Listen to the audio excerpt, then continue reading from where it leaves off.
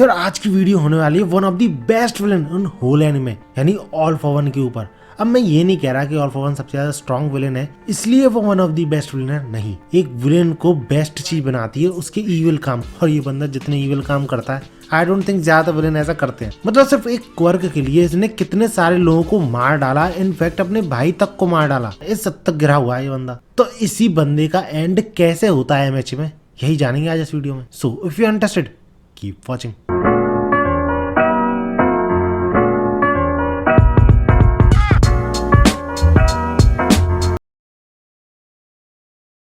यार अगर तुमने ये तीनों वीडियो देखी तो तुम्हें पता ही होगा कि फाइनल आर्क के दौरान सारे हीरोज प्लान करते हैं विलेंस को सेपरेट करके अलग अलग करके हराने की, और ये प्लान उनका काम भी करता है क्योंकि वो टोगा को डाबी को इन दोनों को ही हराने में कामयाब होते हैं। इन दोनों वीडियो में एक्सप्लेन कर रखा है कैसे, और एग्जैक्टली सेम वो ऑल फॉर वन के साथ भी करते हैं जिसके की अगेंस्ट में होते हैं नंबर 1 एंड नंबर 2 हीरो यानी एंडेवर एंड हॉक। अब यार ऑल फॉर वन इतना खतरनाक विलेन था लेकिन फिर भी सिर्फ ये दोनों ही क्यों इसका सामना कर रहे हैं, इससे फाइट कर रहे हैं, और हीरोज क्यों नहीं आ रहे? तो इसका रीजन हमें हॉक के थ्रू एक्सप्लेन भी कराया जाता है कि क्योंकि ऑल फॉर वन किसी की भी क्वर्क चुरा सकता है तो ज्यादा नंबर्स में उस पर अटैक करना हम पे ही भारी पड़ सकता है, क्योंकि वो उन्हीं हीरोज की क्वर्क चुरा के उन्हीं के अगेंस्ट में यूज करेगा, जिससे कि उनका नुकसान तो होगा ही क्योंकि उनकी क्वर्क चली गई, लेकिन साथ ही साथ ऑल फॉर वन और भी ज्यादा स्ट्रॉन्ग होता जाएगा। दैट्स व्हाई डिसाइड किया जाता है कि सिर्फ 2 बंदे ही उससे फाइट करेंगे, लेकिन सबसे स्ट्रॉन्गेस्ट बंदे फाइट करेंगे यानी number 1 and number 2 hero. And इसके बाद इन तीनों की फाइट शुरू होती है, और भाई साहब क्या फाइट होती है। ये दोनों अपनी क्वर्क्स के कॉम्बोज का यूज करते हैं, लेकिन पता है क्या, ऑल फॉर वन की ताकत सिर्फ उसकी क्वर्क से नहीं है, उसकी मैनिपुलेटिव बातें भी हैं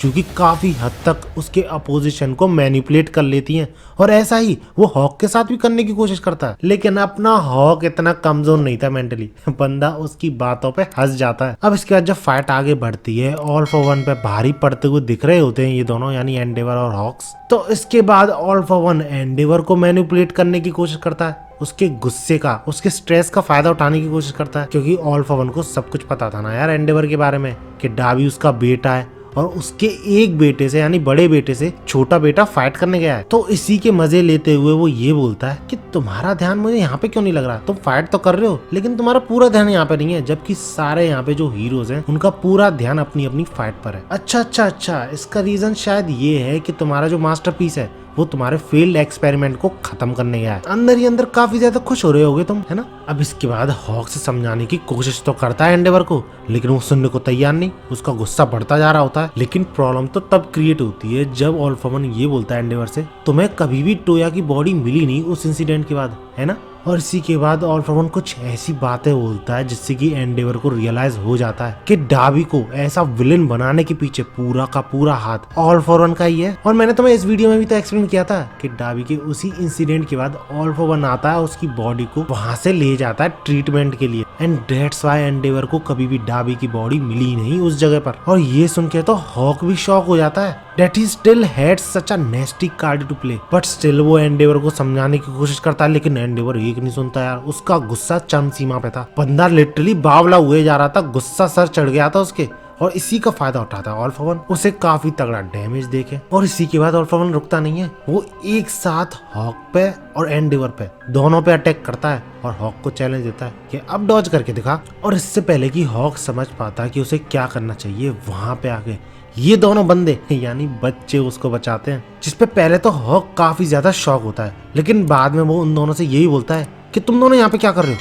ये तुम दोनों की फाइट नहीं है, इसलिए तुम यहाँ से जल्दी निकल जाओ, नहीं तो ऑल फॉर वन तुम्हें यहीं खत्म कर देगा। लेकिन वो दोनों एक नहीं सुनते और बड़े ही कॉन्फिडेंस के साथ ऑल फॉर वन से फाइट करने को तैयार हो जाते हैं। और दूसरी तरफ हमें दिखाया जाता है एंडेवर जो कि जिंदा तो होता है लेकिन बहुत बुरी हालत में होता है और वापस उठ के फाइट करने की कोशिश में होता है, और हॉक्स भी ये चीज महसूस पहले ही कर लेता है अपने फेदर्स के थ्रू। दैट्स व्हाई वो डिसाइड करता है वो इन दोनों स्टूडेंट्स की हेल्प लेगा जब तक एंडेवर वापस फाइट में नहीं उतरता, क्योंकि भैया ऑल फॉर वन को अकेले संभालना कोई मजाक थोड़ी है। ऑल फॉर वन सिर्फ ताकतवर नहीं स्मार्ट भी था, तुम सबको पता ही है, इसलिए वो तुरंत ही रियलाइज कर लेता है कि वीकेस्ट लिंक जो है उसके अगेंस्ट जो फाइट कर रहे हैं उनमें से है ये लड़की, जिसको की बड़ी आसानी से वो हार में पहुंचा सकता है और इन सभी का टीम वर्क आसानी से बिगाड़ सकता है। एंड एग्जैक्टली वो ऐसा करता है, और यूं समझ लो इस लड़की को तुरंत ही मारने वाला होता है, लेकिन तभी सही टाइम पे इस लड़की को रेस्क्यू कर लिया जाता है हॉक्स के थ्रू यानी उसके फेदर्स के थ्रू। लेकिन तभी हमें दिखाई जाती है ये लड़की जो कि कंप्लीट शॉक में चली जाती है पिछले अटैक से ऑल फॉर वन के, क्योंकि इसे खुद समझ में आ जाता है कि अगर हॉक्स ना होता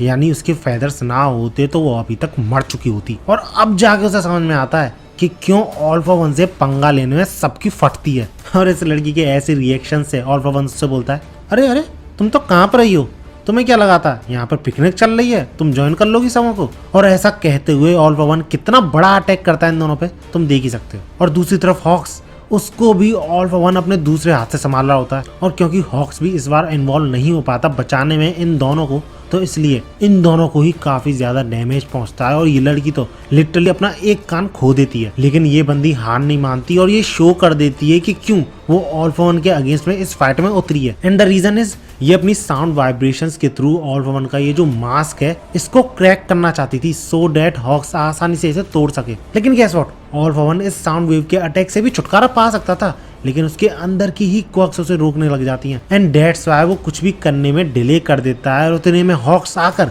उसका मास्क तोड़ देता है। हाँ, पूरा नहीं तोड़ पाता लेकिन काफी हद तक तोड़ देता है। और इसी चीज का फायदा उठाते हैं ये दोनों स्टूडेंट्स, जिनमें से ये बंदी तो ऊपर से हट जाती है और ये पक्षी जैसा दिखने वाला स्टूडेंट, जिसका कि नाम मैं भूल चुका हूँ, अपनी डार्क शैडो क्वर्क का यूज करता है और एक तगड़ा ब्लो देता है ऑल फॉर वन के, जिससे all for one complete surprise में चला जाता है कि उसका मास्क ऐसे पिद्दे से बंदे ने तोड़ा है। हाँ, उसे डिले हो गया दूसरी क्वर्क्स के रोकने की वजह से, लेकिन स्टिल आज वो ऐसे बंदों से हारने वाला है। और यही सोच सोच के बंदे की सटक जाती है और वो कुछ इस तरीके का अटैक करके ना सिर्फ हॉक्स और बाकी के ये दो स्टूडेंट्स को डैमेज पहुंचाता है, इनफैक्ट जो उसका मास्क अभी अभी टूटा है उसे वापस से अटैच करने की कोशिश करता है। क्योंकि for those who don't know, all for one इस पॉइंट ऑफ टाइम पे इस मास्क के बिना ज्यादा देर जिंदा नहीं रह सकता, और इसलिए तो ये सारे हीरोज ऑल फॉर वन के मास्क पर ही अटैक करे जा रहे हैं। लेकिन अगेन ऑल फॉर वन फिर से भूल जाता है कि इस फाइट में एक और हीरो है, और इतने में काफी तगड़ी और बैडएस एंट्री होती है एंडेवर की, जो कि अपने पिछले सारे रिग्रेट्स को याद करते हुए उन सबको अपनी कमजोरी की जगह पावर बनाते हुए अपने फायर के थ्रू जला के खाक करने की कोशिश करता है। लेकिन स्टिल यार, बात हो रही है यहाँ पे ऑल फॉर वन की, इतनी आसानी से तो वो हारेगा नहीं, इसलिए उस अटैक को पता नहीं शायद वो एब्जॉर्व कर लेता है